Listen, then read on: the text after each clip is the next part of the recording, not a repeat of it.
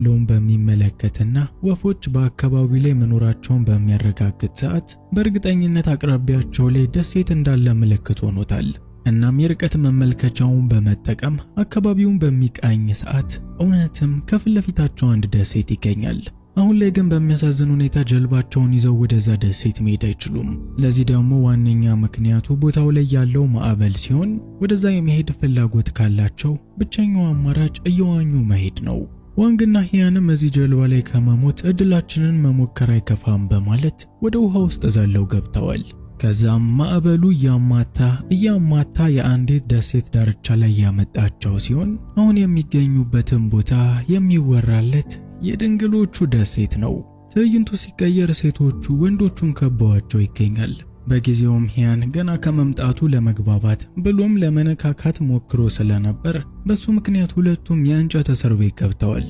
በሌላ በኩል ሴቶቹን የምትመራቸው ፔትሪያክ የተባለች ሴት ነች። ፔትሪያክም ወደ እነሱ ጋር በመምጣት ላለፉት 500 ዓመታት ወደ ደሴታችን የመጡት በጣት የሚቆጠሩ ሰዎች ናቸው፣ እናንተ እንዴት ልታገኙት ቻላችሁ በማለት በመጠየቅ ሰዓት ሂያን ላለፉት 500 ዓመታት እነዚህ ሰዎች አለመሞታቸው አለማርጀታቸው አስገርሞት እውነትም ከተማ ላይ የሚወራው ነገር ሁሉ እውነት መሆኑን አምኗል። ለዚህም ሚስጥሩ ምን እንደሆነ ፔትሪያክም ቢጠይቃትም አንዳቸውም ምላሽ ሳይሰጧቸው እዛው ተተዋቸው ሄደዋል።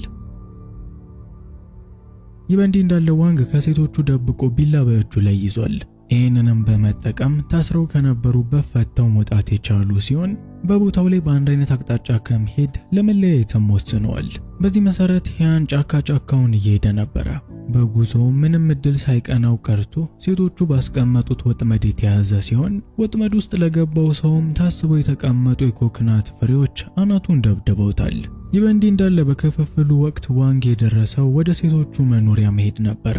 በመኖሪያቸውም ሙያን የተባለች ሴት ሙን ከተባለች ታናሽ እህቷ ጋር የምትገኝ ሲሆን ዋንግ ተደብቆ በሚገኝበት ክፍል ውስጥም እሱ መኖሩን ሳታቀርታ ሙሉ ልብሷን አውልቃለች።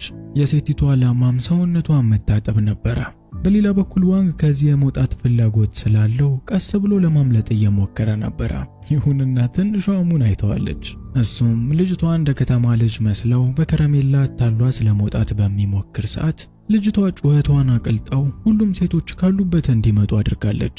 ዋንግም ነፍሱን ለማትረፍ ተሯሩጦ በእሳት ሴቶቹን ሲያስፈራራቸው ቢቆይም በመጨረሻ ግን ተይዞ ፔትሪያክ ጋር መቅረቡ አልቀረም። በነ ፔትሪያክ እምነት አጥፍቶ የታሰረ ሰው ከእስር ቤት ማምለጡ በራሱ ትልቅ ኃጢአት ነው። ከዛ በላይ ደግሞ የጎሳውን አባላቶች በእሳት ሲያስፈራራ ነበረ። ይሄም ከመግደል ሙከራ ስለማይተናነስ አሁን ላይ